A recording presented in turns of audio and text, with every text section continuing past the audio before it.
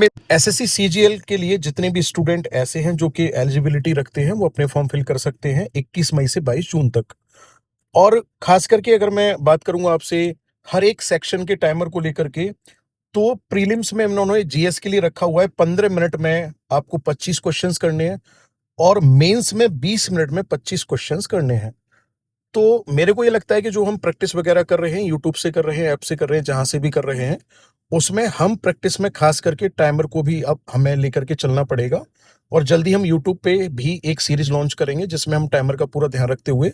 और हम 25 ही क्यों, कम से कम 30 क्वेश्चंस का टारगेट लेकर के चलेंगे, जिससे कि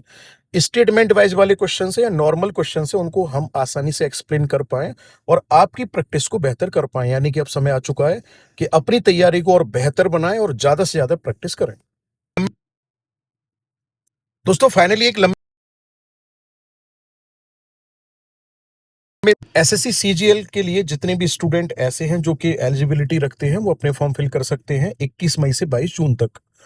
और खास करके अगर मैं बात करूंगा आपसे हर एक सेक्शन के टाइमर को लेकर के,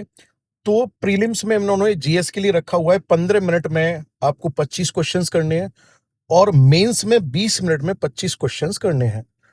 तो मेरे को ये लगता है कि जो हम प्रैक्टिस वगैरह कर रहे हैं, यूट्यूब से कर रहे हैं, ऐप से कर रहे हैं, जहाँ से भी कर रहे हैं,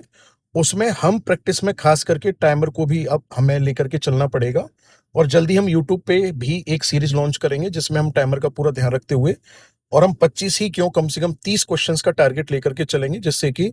स्टेटमेंट वाइज वाले क्वेश्चन है या नॉर्मल क्वेश्चन है उनको हम आसानी से एक्सप्लेन कर पाएं और आपकी प्रैक्टिस को बेहतर कर पाएं। यानी कि अब समय आ चुका है कि अपनी तैयारी को और बेहतर बनाएं और ज्यादा से ज्यादा प्रैक्टिस करें।